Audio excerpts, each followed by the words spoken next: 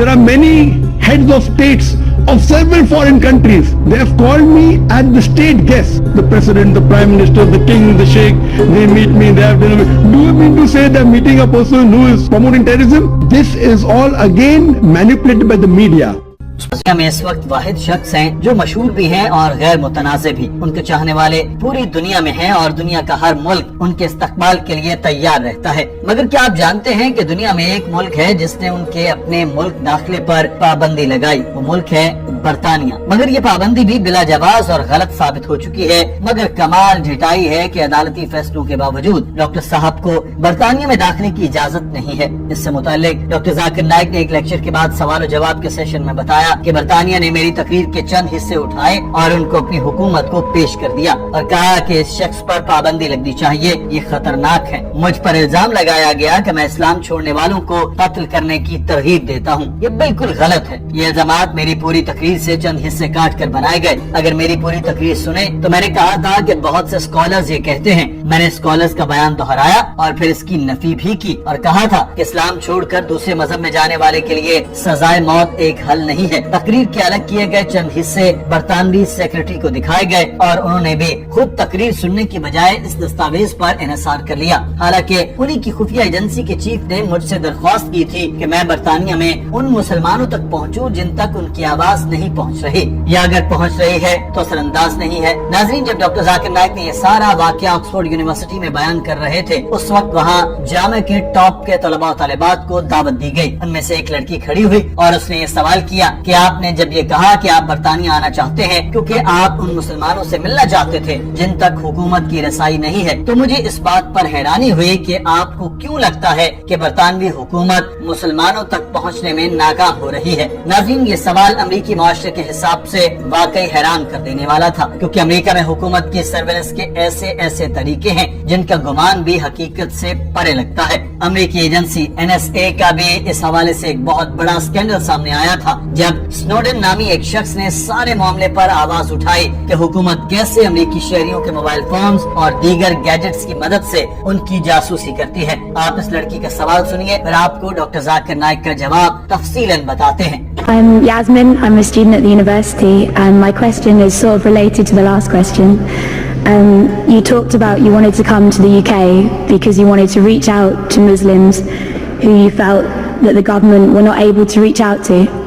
And I wondered why, in your opinion, you felt that the government were failing in this way to reach out. Doctor Zakir Naik ने सवाल के जवाब में कहा कि बहन, आपको गलतफहमी हुई। मैंने ऐसा नहीं कहा था कि मैं बरतानिया आना चाहता हूँ ताकि मैं मुसलमानों तक पहुँच पाऊँ जिन तक हुकूमत नहीं पहुँच रही, बल्कि मैंने कहा था कि director general of security and counter terrorism Charles for ने ये सोचा था, और मुझे लगता है कि बरतानवी हुकूमत के पास हमारे मुतालिक मालूमात थी। शायद उन्होंने इसी बुनियाद पर यह सोचा हो। बरतानवी महकमा दाखिला को मालूम था कि पीस टीवी न सिर्फ बरतानिया बल्कि दीगर मुल्कों में भी सबसे मकबूल इस्लामी सैटेलाइट चैनल है, जिसे मुसलमानों के साथ गैर मुस्लिमों की बड़ी तादाद भी देखती है, और उनके मुताबिक सबसे मकबूल इस्लामी स्पीकर हूँ। हालांकि मैं खुद को ऐसा बयान नहीं करता, मैं हमेशा कहता हूँ कि मैं एक तालिब इल्म हूँ। डॉक्टर साहब ने कहा कि मैंने वही बात दोहराई जो बरतानिया की हुकूमत के ओहदेदार का ख्याल था कि मैं सबसे बेहतर तरीके से पहुँच सकता हूँ। शायद वो समझते हो कि मेरी तकारीर मुतासिर कुन है और उन्होंने मेरी तकारीर को पूरे सयाक़ो सबाक़ के साथ पढ़ा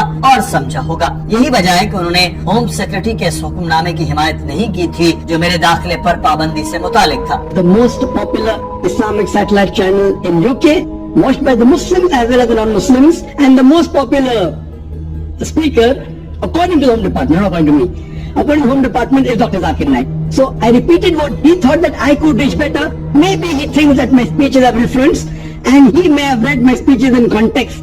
That's the reason he was not in favor of the Home Secretary that she passed the execution order.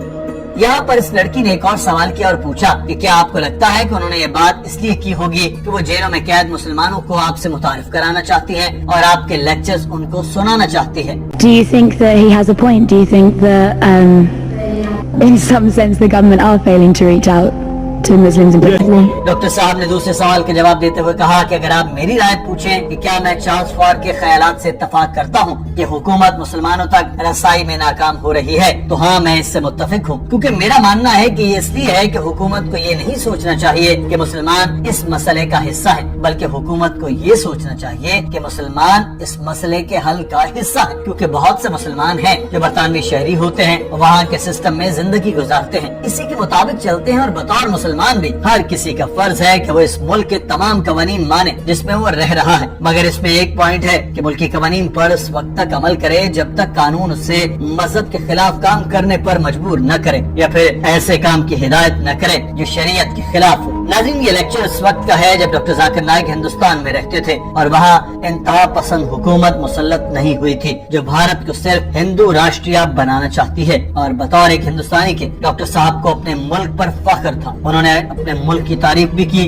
और कहा कि जहाँ तक हिंदुस्तान का ताल्लुक है, मैं आइन में किसी ऐसे कायदे या किसी कानून के बारे में नहीं जानता जो हिंदुस्तान में किसी मुसलमान को कोई ऐसा काम करने पर मजबूर करता है जिसकी ममानियत है, और न ही ये मुझे इस काम से मना करता है जो मजहब में करना लाजिम है। इसलिए मैं एक बाअमल मुसलमान हूँ और मुझे हिंदुस्तानी होने पर फख्र है। इसी तरह बहुत से अंग्रेज भी हैं जिनके बारे में मुझे लगता है कि वो भी ऐसा ही महसूस कर रहे हैं, उनको अपने बरतानवी शहरी होने पर फख्र है। डॉक्टर साहब ने कहा कि मुझे लगता है कि हुकूमत को बरतानवी मुसलमानों को एतमाद में लेना चाहिए और उन्होंने इस चीज पर भी तवज्जो देनी चाहिए कि मीडिया मुसलमानों को बदनाम करना बंद करे, और इसकी बेहतरीन मिसाल मैं खुद हूँ। पीस टीवी के 100 मिलियन से ज्यादा देखने वाले हैं और लाखों लोग कहते हैं कि मैं अमन का सफीर हूँ। मुझे बहुत से सरबराहान ममलिकत, सुदूर वजीर आजम और बादशाहों ने मुलाकात के लिए बुलाया है। उनका भी ख्याल है कि मैं फिरका वारियत और नफरत को हवा नहीं देता। तो क्या आपका कहना है कि मैं ऐसे शख्स से मिल रहे हैं जो दहशतगर्दी को फरोग देता है? There are many heads of states of several foreign countries. Many. They have called me as the state guest. So do you mean to say all these heads of states of several countries, the president, the prime minister, the king, the sheikh, they meet me, they have dinner. Do you mean to say they're meeting a person who is promoting terrorism?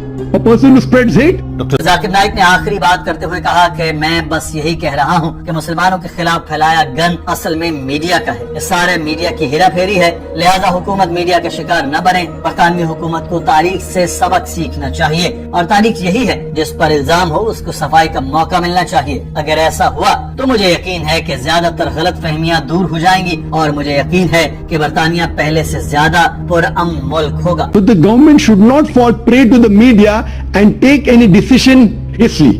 What they should do, they should give a chance for the person to clarify. And then I'm sure that most of the misconceptions will be removed, and I'm sure that UK would be a more peaceful country to live in. नाज़रीन, आज की video के बारे में आपकी राय क्या है? Comment section में जरूर आगाह कीजिएगा। अपना ख्याल रखिए। अल्लाह हाफिज।